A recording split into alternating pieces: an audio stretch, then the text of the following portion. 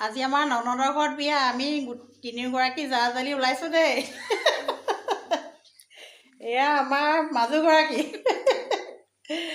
এয়া আমাৰ ডাঙৰগৰাকী এইজনী আমাৰ চিন্ময়ী এইজনী চিনি পাইছে এইজনী মই